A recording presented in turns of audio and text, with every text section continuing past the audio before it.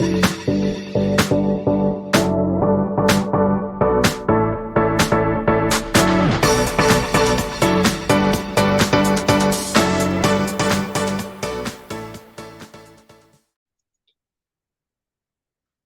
everyone, and welcome to the Neurodiverse Universe podcast with myself, Ben Holmes from Autism and Neurodiversity Coaching. Today's guest is Caragh McMurtry, an Olympic athlete who is also autistic. So welcome, Caragh. Hi Ben, thank you for having me. No problem. So what I do with all the podcasts is go through a few questions and then we'll also take it from there in terms of see where it goes from there. Sounds good. So, first one is when were you actually diagnosed as being autistic, if you have been diagnosed? Yes, so I have been diagnosed. Mine's a bit of I'd say a bit of a sad story, but I think it's not uncommon. Mm-hmm. So I wasn't diagnosed until 2019, so I would have been 28, but I actually spent a lot of my career, my sporting career, feeling very different, but also with a misdiagnosis of bipolar disorder. So I think it was about 2013, 2014 when I was diagnosed with having bipolar.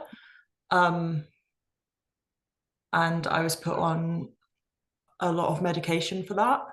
So I was put on lithium, lamotrigine, quetiapine. And I spent about 5 years on those medications, and my performance and my mental health was just going slowly downhill, and I couldn't really see the light at the end of the tunnel. I guess I kind of, me and my husband were a bit well, I mean, it sounds like really a logical view of it. It was much more emotional than this, but it was I thought medication was supposed to help a person. So either you're on the wrong thing or you're not treating the right thing. And then for me, the reason that I was kind of referred to the people that actually gave me an autism diagnosis was because basically I think my performance was, like I said, it was dropping off, and then a new head coach came in and he said to the coaches, have we done everything we can for this athlete? Because I think they were thinking about basically giving me the chop. And then they were like, yeah, we've done everything we can, which was basically shift me off to the doctor, and then the doctor would send me to the priory, and I'd get cognitive behavioral therapy or something like that, which is funny looking back because obviously autism, you can't change it. So that's why when I was sat in the room I was like, what is going on? I don't need this anyway. So this new performance director was there's this new panel called the UK Sport Mental Health Panel. So I was their first client, sent me to them. It's like a triage for athletes that are having a lot of trouble and might need signposting. And basically they were the ones that re-diagnosed me with autism, said, we don't think you have bipolar. It's just the way that you're presenting under these extreme circumstances in this environment. And then they helped me to come off all of the medication. And I basically went from being the bottom of the squad, the spare, to one of the best athletes on the squad.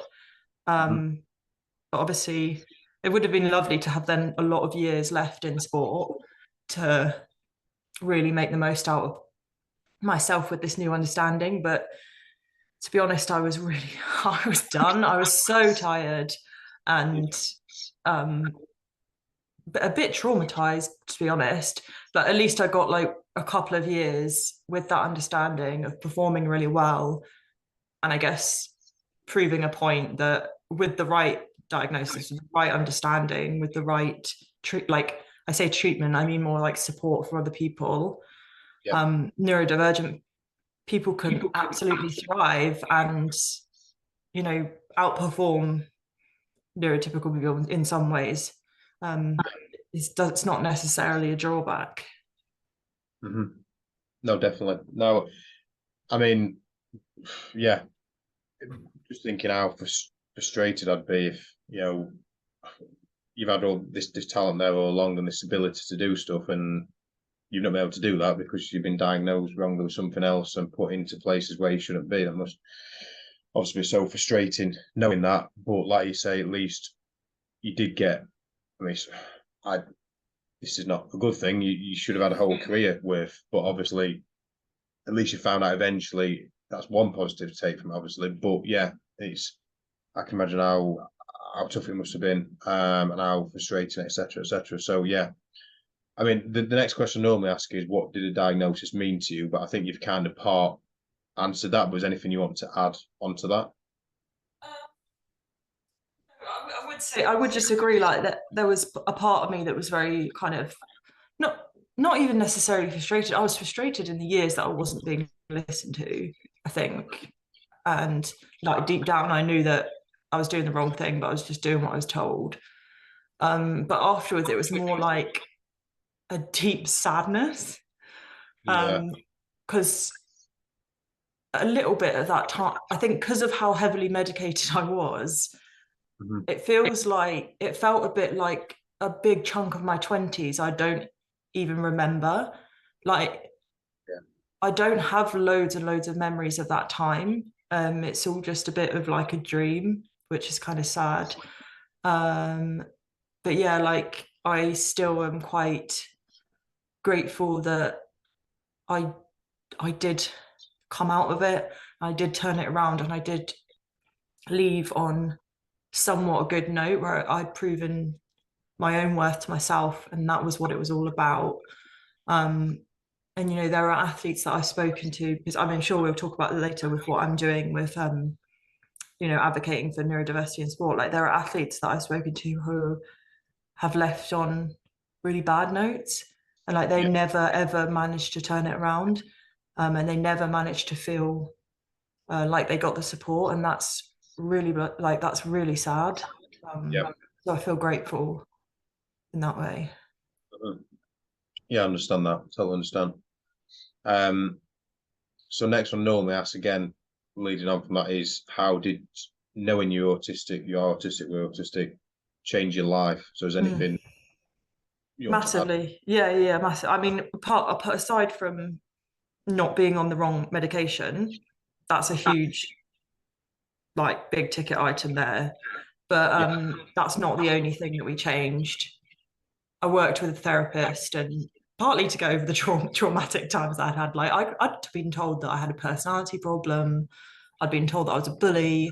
I'd been told that I was too passionate. I'd been told that I was too blunt. I've been told to sugarcoat things. I've been made to feel stupid. Like, all those things I was like a bit traumatized by. So I kind of like worked to bring my self-esteem back. But then also we worked through understanding how I think and why I think that way, why it's okay. I should stop trying to be neurotypical, because it's not going to happen. That's why I'm so frustrated and not getting anywhere, because it's just not the way my brain works. And then we kind of came up with a communication strategy, and then I highlighted, so I could really spoon feed the coaches and like give them as little as possible to make as big a difference as possible, so it's more likely that they were going to be able to continue with that support. I highlighted like 3 things that would really, really help if they consistently did those things for me. I think I potentially have actually deleted this document, because between then and now, there's quite a few times where I've been like, no, I'm not even autistic. There's nothing I'm just not. And like, I delete it, and I delete everything because I don't know, I've still got a weird relationship with the diagnosis, just because of the society that I was brought up in when I was younger. But from my memory, it was like, after a briefing in the morning, you have a briefing. And to be fair, before any session, the team briefing, after a briefing, if the coach can just take 20-30 seconds where they come up to me and they just say, Caragh, can I just check what you got from that meeting? And then I'll tell them what I heard quickly. And it just it just ensures that I've got the right message, and then it ensures there's no frustration and miscommunication down the line, because oftentimes what I hear is different to what someone else hears, and how I process it, how I interpret it. Another one was like in the morning, like I might have trouble communicating my feelings or understanding my feelings or communicating them. So in the morning, don't just ask me, "You're all right," or "How are you?" because I'll just say I'm fine. Ask me like direct questions, like, has anything changed since we last spoke? Is there anything that you are worried about? Things like that. Are you in pain? Like, because I just don't know. It's like, it does not compute some of the questions. And then the final big ticket item was, sorry, I keep using that phrase. The final item was for training camps and things. There being me being able to access like plain food. It sounds so simple, but it makes meal times so much easier and so much less nerve-wracking for me to know that I can go in and I can get plain pasta and plain chicken without having to ask for it and wait and make a scene and everybody like, what are you doing? Why are you doing that? So so a bit of the sensory stuff, especially when I'm really tired from training, even more so, I need things to be really simple. And you know, sometimes I need to go and take naps. I need to be in a quiet room away from people. Like I don't reinvigorate myself by going and sitting with everyone and chatting and laughing. So I think just having that acceptance, not being antisocial, because funnily enough, when I've had my naps and when I've like the environment's good, I am a bit of a joker. Like I do like to be the center of attention for that moment in time, like especially like in the gym when we're doing weights and I'm acting like the big man. Like I do like it, but if I'm going to do that, I need to have my downtime.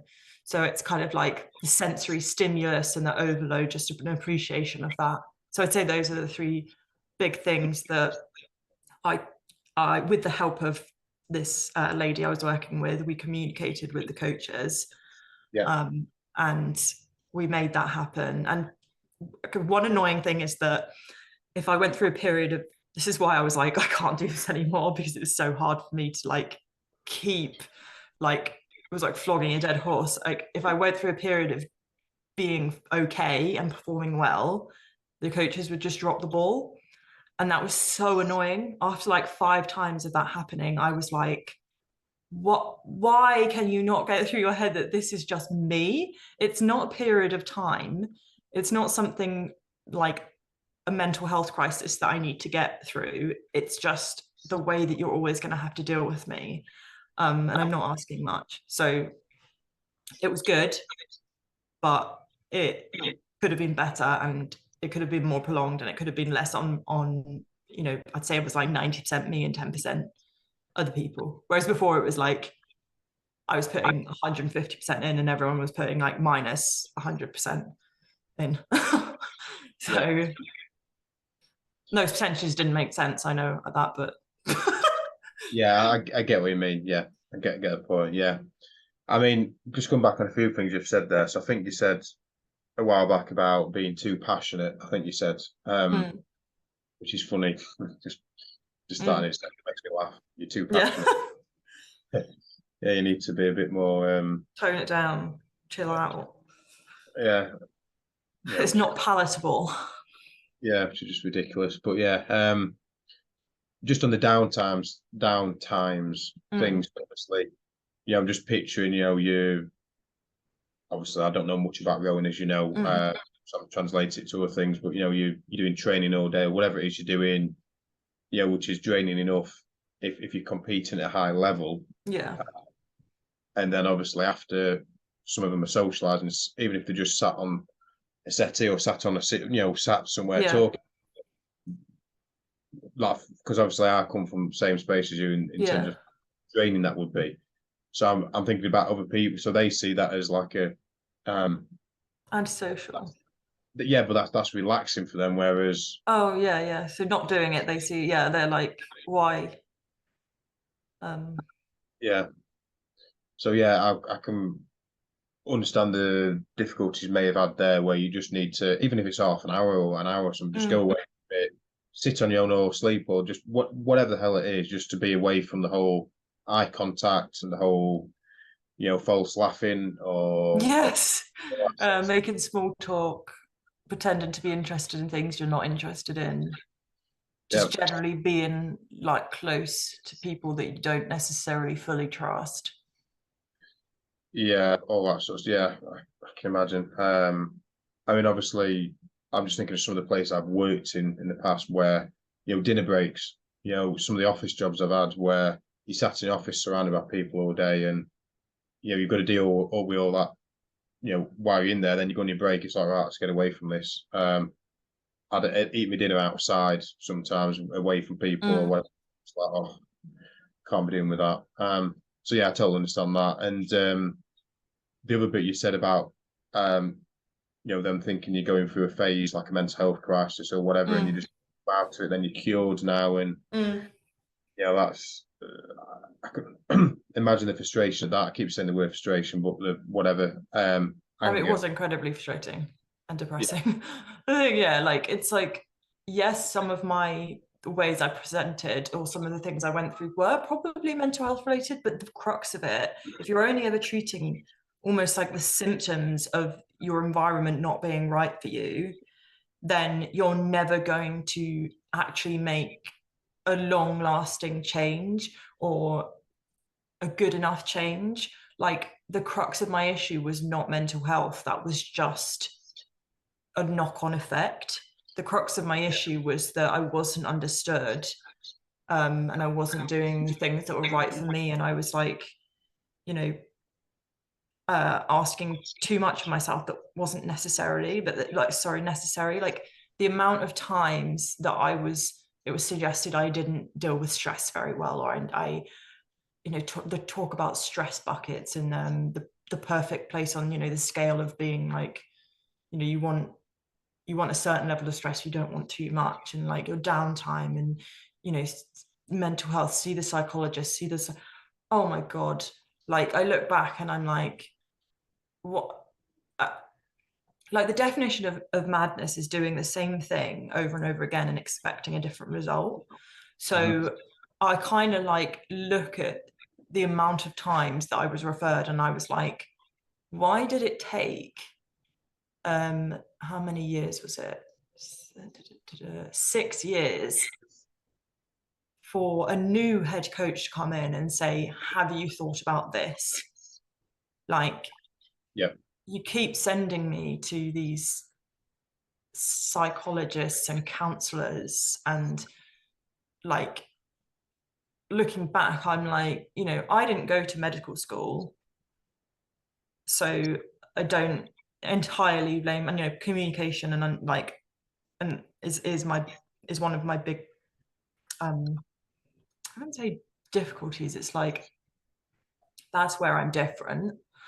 yeah, So I don't entirely blame myself, but I kind of do think that the people whose job it was to look after people's health and well-being, I'm a bit like, why didn't you think outside the box? I don't know, yeah, but then maybe it is because like even 5-10 years ago, it wasn't entirely well known that girls could have autism, and girls could mask really well, and it might present in different ways. So yeah. Understand? Yeah. I mean, just and I'll ask you the next question in a second, but just thinking about obviously the bit I said before about mental health crisis, or or she's just going through a phase or whatever, she's just come out. It almost, I'm thinking about it. I'd almost be tempted to sort of. So you're saying that's when you're performing well, or you're doing whatever, you're doing well, and therefore thinking, oh, she's okay now, she doesn't need all this support. Yeah. and almost tempted to actually purposely perform less so that you then keep getting the support. yeah, which is just ridiculous. So Yeah. by the way, so when you got your diagnosis, how did friends or family or people around you sort of respond? Or did you get any response at all in response to? So I appreciate this podcast is like, you have a lot of neurodivergent people on the podcast and listening to the podcast, and I don't want to offend anyone because I know it's wrong how I felt and how I sort of feel in part, but I felt like a huge sense of shame. Like when I was growing up, there's really negative language around disability and autism and difference, and that's like stuck like a worm in my brain. And so I felt ashamed of like how it made me act. But now I look back, I'm like, no, that was the lithium and the environment. It's not the autism. Like my autism actually makes me super strong in some ways. I associate the two, and I kind of, I felt a sense of shame, and I was like, I didn't want people to feel sorry for me. I didn't want to be embarrassed. I didn't want people to think, oh, she has that, so she can't do this. Yeah. So it's taken me a long time to like slowly like admit it. And it was only when I stopped rowing this year that I've kind of been public about it. And that is partly because of the fact that I really, really think that in sport right now, if you admit that you have something like autism or some other kind of neurodivergence, I really believe that a lot of coaches will get their black book out and put you in it. Yeah. And they will stereotype you, and they will be less likely to pick you.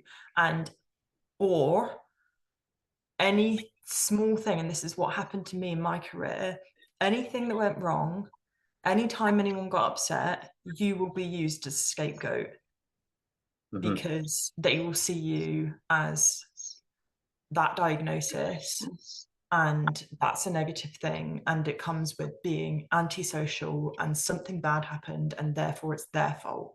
They are the problem. And I think until that changes, people won't, especially athletes, won't be confident to admit what they are, and therefore receive the help, and therefore get better performances without feeling shame or being ridiculed or being ostracized. But back to your question about like friends and family, like, my husband he'd actually listened to a radio interview of a woman. It's weird, it all happened at the same time, but around the time I got diagnosed, he kind of like thought it in his head anyway, because he'd listened to a radio interview and he was like, that is Caragh all over. It was this woman who I think that she got misdiagnosed as bipolar as well, and then she got a late re-diagnosis of autism, and like it completely revolutionized her life. And she had talked about her struggles and her feelings, and he was like, that's Caragh. So he kind of knew before I did. And he's just like an incredibly understanding person anyway. Like he's kind of like, right, this sounds bad, but not my crutch, but like like I don't know, he's like my safe place. And in all honesty, I only really spoke to my mum about it this summer. Right. I think my parents were the people that I was most nervous to tell, and I don't know why. I have this weird relationship with my parents where I feel I always feel like a little bit not good enough.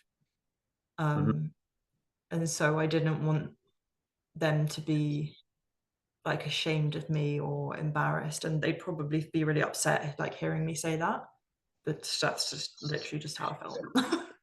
Yeah, no, I understand completely. That makes sense.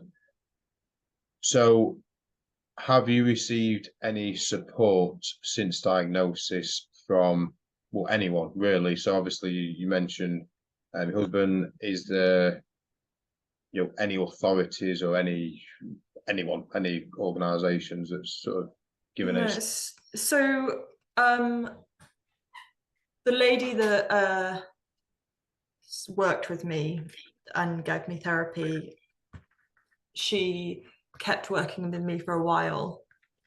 So like as an athlete, you get like Bupa care. So I think that got paid through Bupa, like to get like the sessions authorized. So that was a really good thing, and I was lucky for that because she's incredible, but obviously she's expensive. I don't think I'd ever be able to afford it myself. Now I don't have any support really, but apart from the support network that I've created and all of the knowledge that I've amassed, but funnily enough, like, in my years of being on lithium and basically thinking I was mad, and not knowing my actual diagnosis, like my support needs were absolutely huge. I think looking back, like I was a mess. But then in the years since I've had an understanding about myself, they've just slowly reduced, and now I feel extremely capable of advocating for myself. If I need support, I'll get it.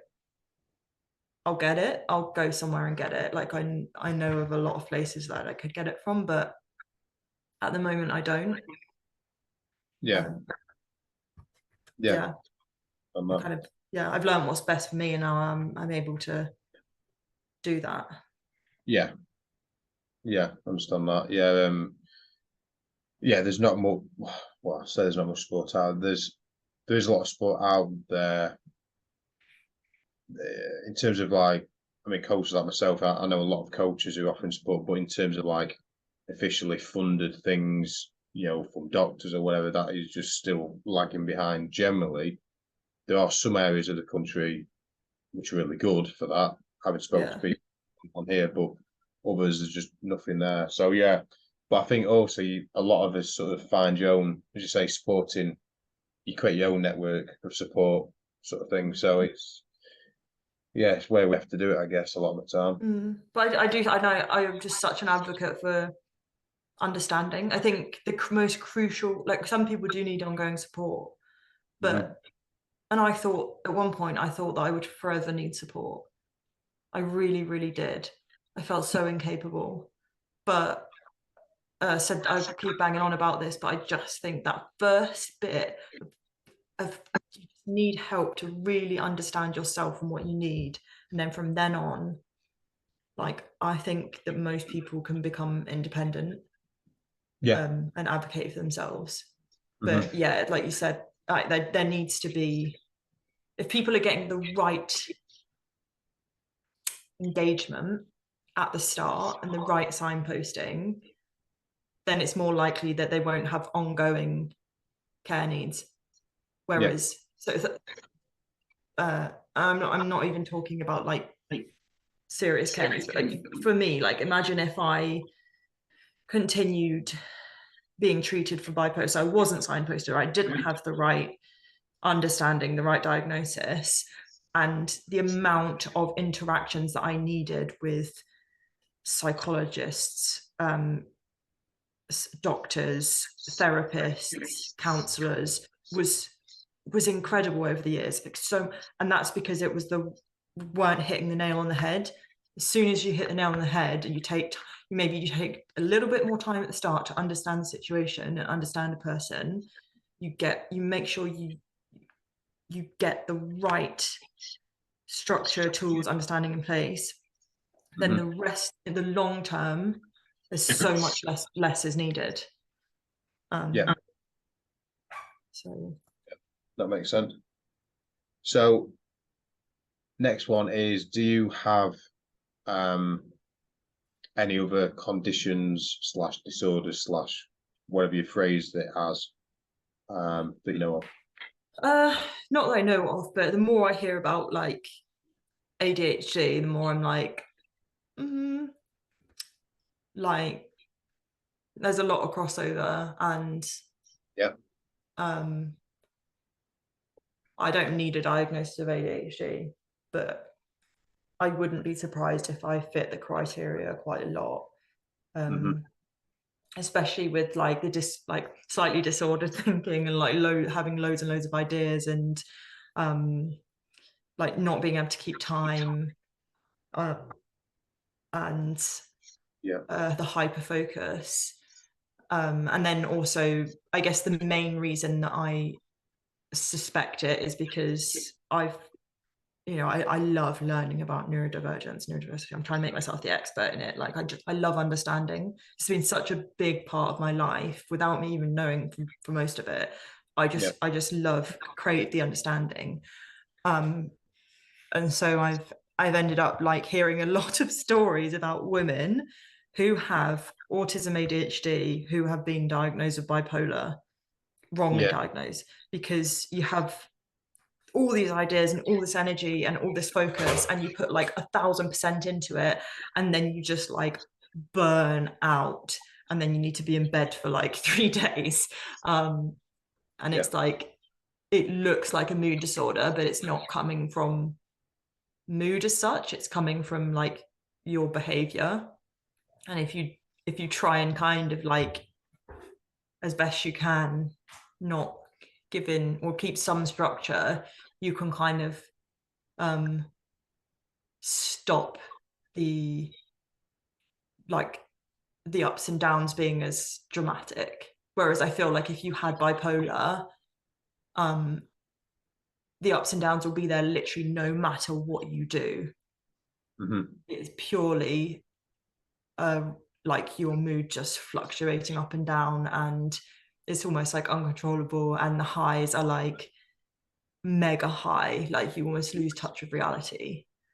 And I don't have that, and like a lot of these people don't have that. They just kind of have loads of energy and then crash. Like the Duracell bunny advert, but the other bunny. Basically that's what I feel like. Yeah, that makes a lot of sense. No, I've come across a lot of women who have said, you know, having read it, spoke to whatever, who said they've been diagnosed with bipolar wrongly, and it was actually something else. Like you say, sad. It's so sad. Yeah, and again, it tends to be more female related.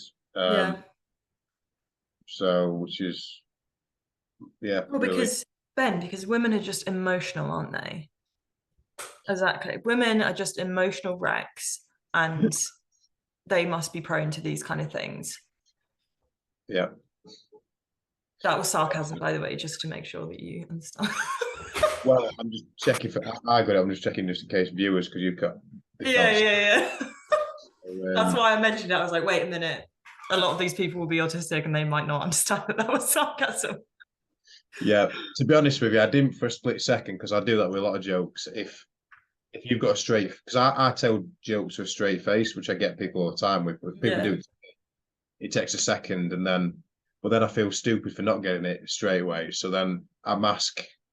Yeah. You're like, oh, I was just like laughing slowly. Don't worry about me. Yeah. So, there was something I want to say a minute ago, but it's gone out of my head. Right. Just look at all your questions that you've written down. It wasn't that important. So autism. This question I like to ask. It's quite controversial because people have very strong views one way or the other. Right. I love a bit of controversy. Me too. Do you see it as a disability? I have strong views on this. I think it can be disabling. I think that autism needs more categories. I think that some people are disabled by it fully. I think that I like to view it as a difference, because if I do everything my way, I feel completely empowered and enabled. I don't feel disabled. If I have to fit into a world that is not right for me, then I do feel disabled. But I feel like, well, I guess that's the question. It's like, because I was going to say a disabled person is always disabled, but then maybe there are some disabled people that say, well, when I have my prosthetic leg on, for instance, I'm not disabled. Is disability a state of being, or is it like kind of like a fact as such? Yeah. No, a state of what would that mean? Like, is it a moment in time or something that you can't do, or is it just something that you always are? Yeah, is it like temporary? Like I think under some circumstances I'm disabled, but no. But there are a lot of people that would very strongly argue that it is a disability, but then there are a lot of people that would argue that it's a superpower, and it's like, yeah, why? The thing that I don't understand is why, like, the term Asperger's has been kind of put to the side. I understand that why the word has been kind of outlawed, because the person was not a nice person. Yeah. But surely there needs to still be a category for people who maybe like don't feel disabled, maybe are like extremely, I don't like to use the word high functioning, because then it implies that there's low functioning, but you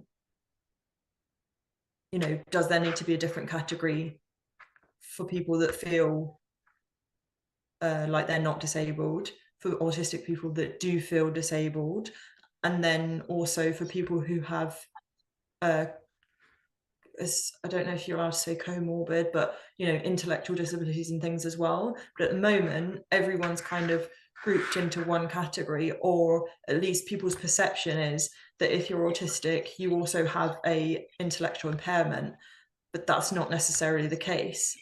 So do you need to start saying autism with intellectual impairment? But that's really long. So you know, either the understanding that it's more of like it is a huge spectrum that needs to be better understood, or to help people who don't know much about it, does there need to be like more labels within autism?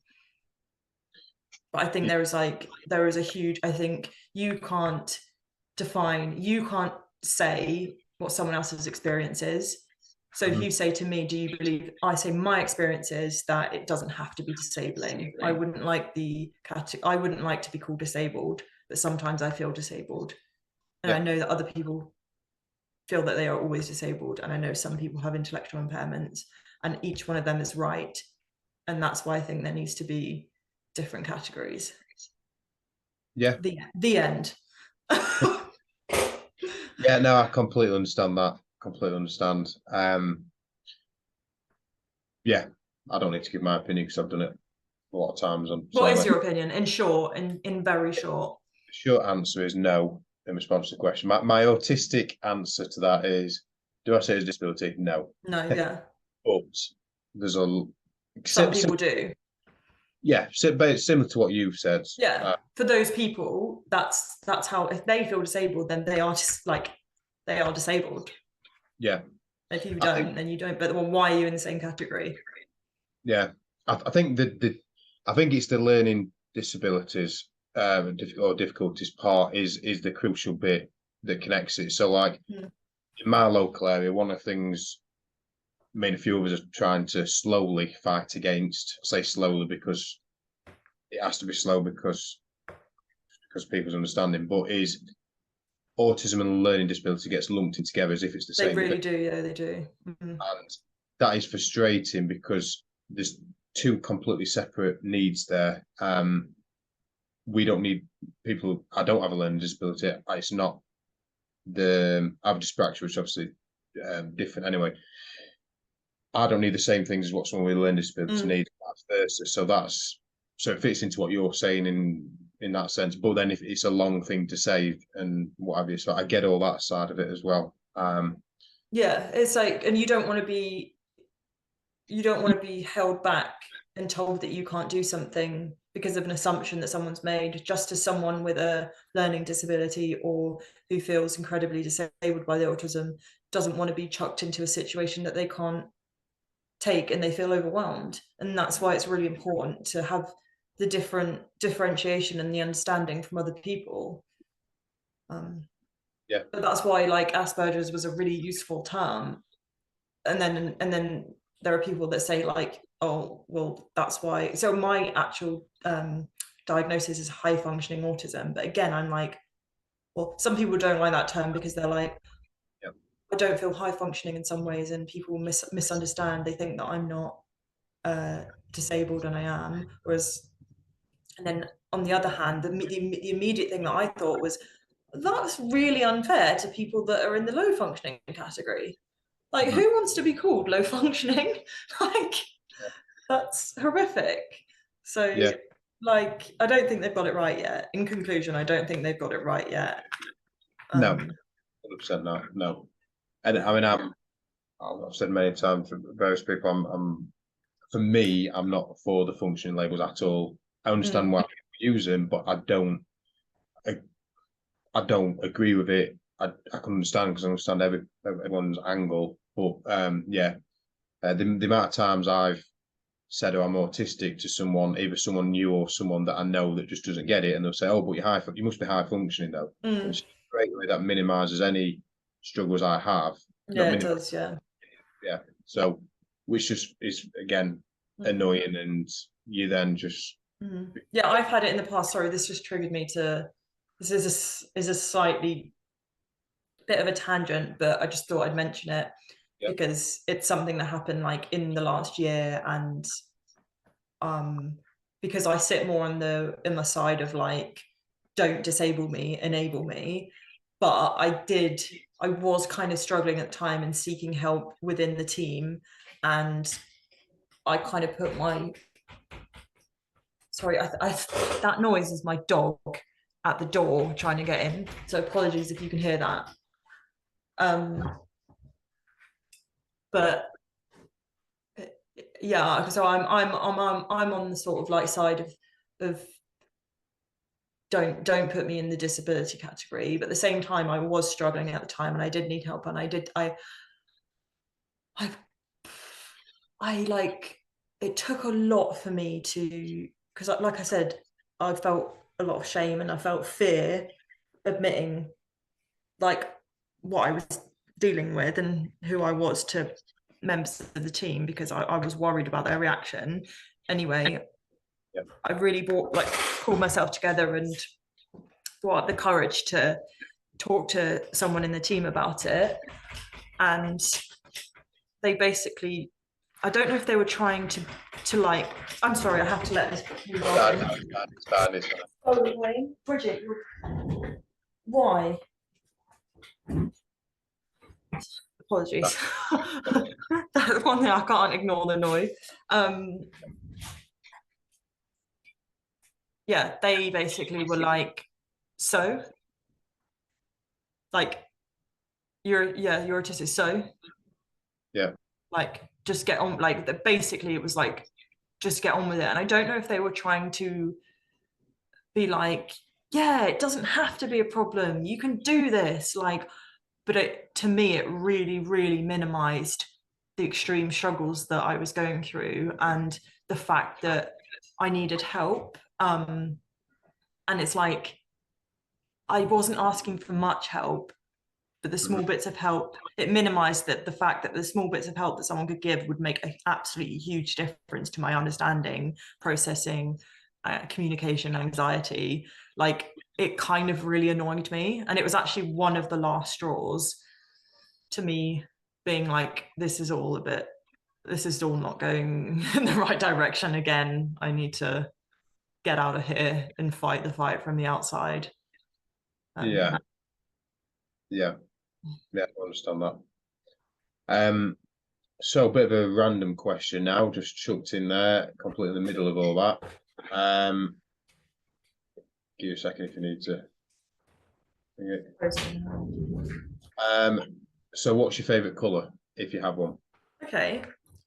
My favourite colour, I think it's probably blue. Yeah. Can you see this dog? I can, yeah. This is what I'm dealing with.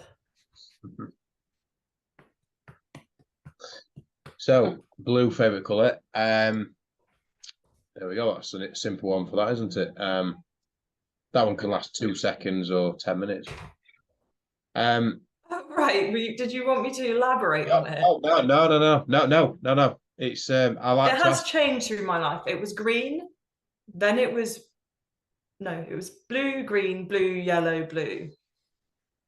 That's my favorite color in order. Yeah, no, honestly, you don't have to elaborate on it. It's I like to ask because some people just literally say the colour, and some will say, well, it's such and such because it means this to me, blah blah blah. So yeah. Oh yeah, but you didn't ask me that, so I didn't tell you that. No, well, it's up to you. You can say as much or as little as you want. So, is there any meaning behind it then? I will quickly ask that. If there isn't, then I think when my favorite color was yellow, it was because I was trying to be happier. I was trying to be someone that I wasn't. But really, my real favorite color is blue because I feel like it just is such a peaceful color. But it can also be so many things. Like royal blue is like so powerful, whereas like a sort of more grey blue is really peaceful and calm, and it's the color of the sky and it's the color of the water. Yeah, I just think it has so many shades that are nice. yeah, I would say. yeah. Mm-hmm. Do you have any special interests? If so, what are they? Okay. I don't know if I should really admit this. You could say as much as you and want. put it out there because I'm never going to get it back. But I have a shell collection. Okay. When I say a shell collection, I mean I will sit on a beach for hours and pick out shells, which you're not allowed to do, but I do it anyway. And I take them home and I clean them and I sort them into my shell boxes. I have so many shells that I have sorted and categorized. That's like my sort of like my naughty little like autistic secret. Yeah. Like some people have a train collection, I have shells. It's no cool to hear. It's I'm sure a lot of us have supposedly weird things and whatever. I don't think it's that abnormal really, or even abnormal at all. It's it's on the beach and stuff, so it reminds you of it. Well, it might not remind you of anything, but it's it's a nice place where you get them from. They look quite nice, and you get different variations. So that makes sense. Thank you. That makes me feel much better about my shell collection. Just trying to think of some of the things I've collected over the past. Mass has been one, which I know is popular with some people. What have I collected? I've collected some random stuff that I don't even need to. Can't think of anything off the top of my head. There've been various things. Well, I'm just looking on where I'm sat. I've got loads of Roman soldier things, figurines and lions. I've got a couple of lion things. So yeah. But anyway, so another random question thrown in there. If you could meet any celebrity or famous person, past or present, that's would it be and why? hard. You could Thing say is, no. I feel like if I met someone, I feel like I'd be really disappointed. Yeah. Do you know what I mean? Like, I don't know if it would be a good thing because you like idolize people and then you're like, oh. The people that come to mind are David Bowie, for some reason, Arnold Schwarzenegger. Right. I mean, those are the two main ones that I can think of right now. Did you ask why? I don't think I actually did, but that is part of it. Oh, okay. So David Bowie, because he's just beautiful, or he was beautiful and talented and weird, and I'm like obsessed with the film Labyrinth. Yeah. So I would just love to meet him. And then Arnold Schwarzenegger, because I feel like he's just so weird but funny and such an enigma.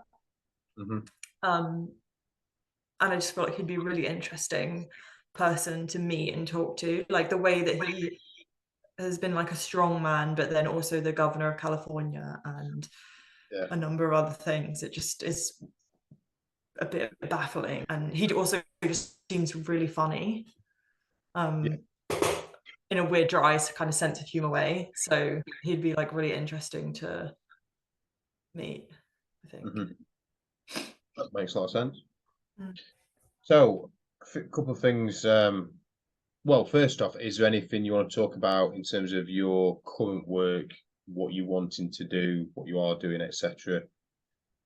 Yeah, so I guess if I just like, I've been like totally overwhelmed by it the last few weeks because I've like been having a lot of meetings, talking to people, like pushing it. But in brief, I've started a CIC called Neurodiverse Sport, or NDS for short. Just like launched the website last week. I guess the two aims are to promote neurodiversity in sport and like educate sports teams and organizations on how to be like practically neuro-inclusive, educate and advise. And then like the other aim that's kind of tied to promoting neurodiversity in sport is the athlete blog, which is like giving neurodiverse athletes a place to rewrite the narrative on what it means to be neurodiverse. So that's like combating that current stigma and stereotype that a neurodivergent athlete is an athlete that has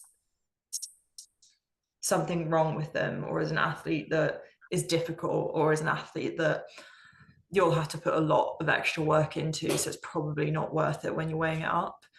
So I'm kind of like going out there and interviewing people, or they can write their own blog and I'll put it on my blog. But eventually I'm hoping to get like a really long blog with like loads of stories or links to podcast episodes, or if people want to put audio on there, that's fine. But loads of stories where, you know, a neurodivergent athlete can go and, you know, I'm doing the legwork to basically get these stories out there because they're not out there and people don't want to disclose it sometimes. And, you know, neurodivergent athletes can go there and be like, oh my God, there are other people like me. They have made it. Like, this is how they did it, because this doesn't exist at the moment. Like, there are no, like, there's probably 10 people who are openly neurodivergent, like 10 elite athletes that are openly neurodivergent that I could name or look up on Google, when there's going to be like hundreds of thousands of them in real life. So I think it's like so important to like have a place where people could go and be inspired and see people like themselves, like see representation.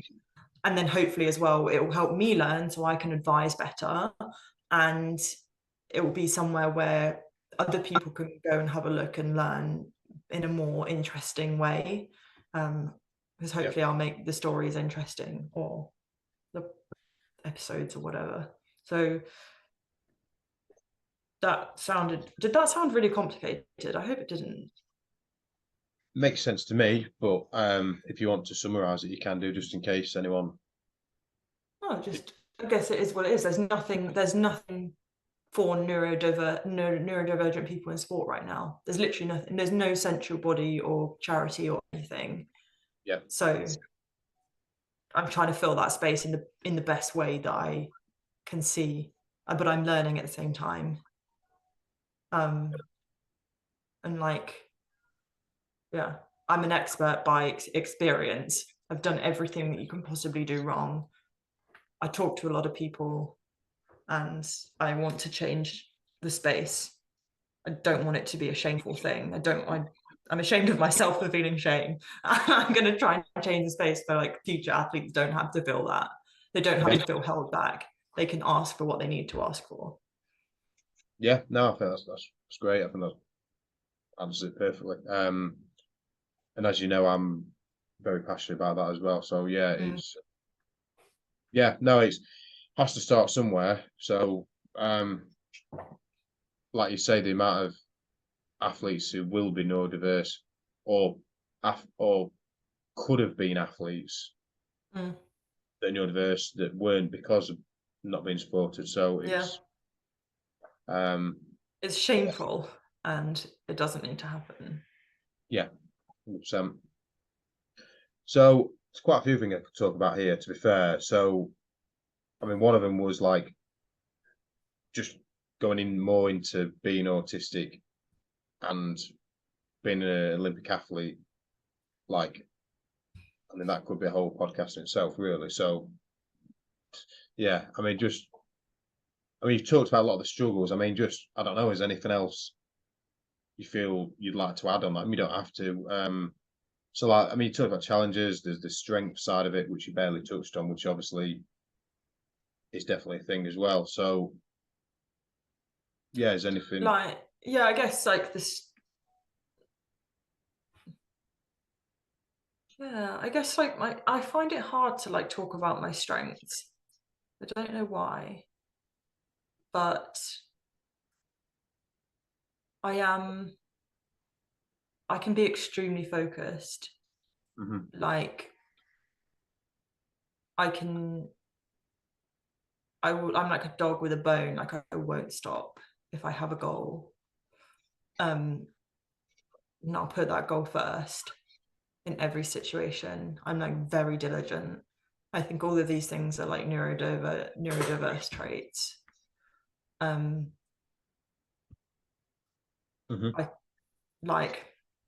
I actually kind of enjoy the hard work. I enjoy kind of spending time with myself in my own head when I'm doing the training. I don't know.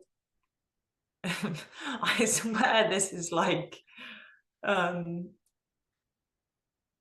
I swear like I've made this connection like a few times with a few people, but I have a feeling that like neurodivergence maybe sometimes comes hand in hand with like just being strong. And I don't know why. And maybe in the future they will find out that maybe like neurodivergent people have like more testosterone or something like that. But I found that a lot of like autistic people are just really, really strong. And I found that was one of my super strengths, was that in the gym, I could lift so much. I think I shouldn't have done weights in my career. Like whenever I did weights, I got too heavy and too muscly. And it kind of held me back. Like when I did less weights is when I got my PBs. That's a weird connection to make, but I it's a theory of mine. To me, it makes a lot of sense. Yeah. It does. I think this is my take on it. I think ADHD, one of the strengths that can come with ADHD is a lot of drive and ambition, motivation, which can then lead into the thing you've just mentioned there. So competitiveness as well, I think. So therefore, competitiveness, if you're in the gym, as wrong as this is in many ways, it's right and wrong. But if someone's doing a certain way, you want to do slightly more than that, at least.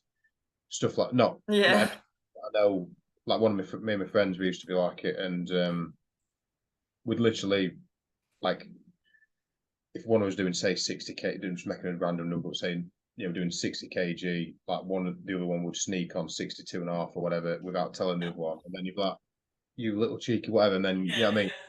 So there's that side of it. I know a lot of people would do that now, whether they would. I know it's not a neurodivergent only thing, but little things like that, and sort of self, not wanting to let others down, but also not wanting to let yourself down. Standards, I think standards fits in with it. Perfectionism can go hand in hand with, say, OCD, which is not, well, some people call it neurodivergent, some people don't, depending on how you sit on that. It's like also like not cutting corners, being very diligent and like honest with yourself and honest with other people, I think is like a big thing. If you say you're going to do something, you'll do it. Like being very much like action oriented, not being distracted by like things that maybe neurotypical people might be distracted by or need in their life. Yeah, and I think another thing is I can't speak for everyone and whatever, but like with ADHD, like having regular exercise helps. With ADHD, more so than other people. Again, that would fit in. If you're not exercising, I find there's a few different types of people with ADHD. Like some people exercise religiously, relentlessly. It helps them. Others do zero exercise, and they sort of deal with things differently because they've got no energy. But then I do feel that those ones that don't exercise with ADHD, I do feel if they somehow could manage to get a sort of routine of doing that, it would work wonders. I'm convinced of that. I'm not saying it's correct, everyone, but yeah. Yeah, I agree. Like I think exercise is always really hard to make into a habit if it's not a habit or if it doesn't come naturally. But I think that it can help anyone and everyone. I know that when I don't exercise, I get ratty and I get sad and I just I just like my brain almost goes to mush. And that's even like with a day without it. On my day off, I need a day off because otherwise, like my body starts to hurt. Like all my old injuries start to hurt, but then I know that I'm going to be really sad that day. Yeah, makes sense. So, I was going to mention the bipolar med situation, but I mean, I think you've talked a bit about that. Is there anything, you don't have to add anything on that, I think it's a real important thing to talk about in some space, whether it's here or somewhere, maybe not here. But I think I really need to figure out a way to kind of get that story heard, but I just think it's on reflect, the further away that I get from it, the more I'm like, that was absolutely appalling. Like that was, because I think for people who don't know about the medication, they might just be like, oh, you're on some medication, you shouldn't have been on a medication. But like the quetiapine was not even the main thing that I was on, and that's an antipsychotic. Like it's like a tranquilizer. I've got 2 other drugs that I was on every day, huge amounts. Yeah, it's insane. Like they give you regular blood tests to measure the titration of lithium in your blood, because you can get lithium poisoning if you have too much of it. Yeah. So my poor kidneys. That's what I'd say. My poor kidneys. But yeah, I don't know. I need to figure out, I'm still figuring a lot of things out. I'm still figuring out how to get, I know my message is important. I know my story is important. I'm driven by care for other people and wanting to make sure that other people similar to me don't have to go through what I went through. But I'm entering a world that I've avoided for so long because I felt so unempowered and insignificant. And so I'm just learning a lot at the moment. So I'm still figuring things out. Yeah, I understand that. So, is there anything in particular you want to mention about autism or about sports and autism, or is anything, if there isn't? No, not, but I just really think that it needs to be not a taboo subject. It just needs to be like normalized, and like I really do think the world is moving in the right direction. Mhm. And I actually think COVID helped that a little bit, because it gave people the power to say, you know what, I work a lot better when I work from home. And like, yeah, some people can't be trusted with that, but some people will work so much better and have a better quality of life. What's the point in living, right, if you can't be happy? And like, you work so much in a week to earn money. Why be miserable? It's not like a prerequisite to be miserable. Like, you know, we don't live in the Industrial Revolution where like so many of us would have had to do rubbish jobs or be peasants on the street. Like, society has moved on, you would hope, since then. Like, why do we feel that everyone has to conform to a certain standard, and that makes some people really happy? Some people love going into the office. What about the people that don't? Why should they live miserable lives when they can do just as good a job from home? Like, just trust them. If they don't do a good job, then you can fire them, but like, give them a chance. I do think like the world is going in that direction. So I'm just glad that I came away from sport after COVID and not before. Yeah. No, it's interesting you bring that up. I mean, just think about me personally as well, why you're saying that. Like, literally, if COVID would have happened like a year or so earlier, well, no, say a couple of years earlier, I may have never found out I was autistic, potentially, and I may, basically the job I was in at the time, we were begging to work from home. Like, why can't we do some work from home? Yeah. And they're like, no, as if you can work from home. Because they think that they make the assumption that you want to slack off. Yeah. And then, funnily enough, that same company are now operating predominantly from home since. So I took my money and my redundancy from them. So thank you. But yeah, in that period, that's when I found out I was autistic and blah blah blah, because of some of the shit I'd gone through. Well, I don't swear, I've done it myself now. Some of the stuff I'd gone through myself at work. Had I not gone through all that stuff, I might not have then gone down the autism path and figuring it out for myself, which I might not be here doing all this. So yeah, every cloud has a silver lining. So yeah, it's kind of good that it's good that it happened when that kind of change happened when it did, because yes, you were put in an uncomfortable situation, but it allowed you to see the difference between the bad and the good, and you didn't have to stay there for very long in the grand scheme of your life. Yeah, 100%. I know, 100%. Yeah, just weird how one little change can literally change everything. The path, but yeah. But yeah. So, is there anything else you want to add before we wrap it up? Not really. Like, no, I would just say to like listeners, if anyone is a neurodivergent athlete and they want to have a platform to tell their story, then feel free to get in touch with me. And if anyone has any other ways that they think they might be able to help, then also get in touch. Basically, I'm open to conversations with anyone because I'm just eager to absorb as much information as possible. Only on the thing that I care about, which at the moment is neurodivergence and neurodiversity. So yeah, or shells. Or shells. If you are a shell expert, like, also please don't dob me into the police. Not that they would care, but I didn't know that was illegal. I mean, I've never.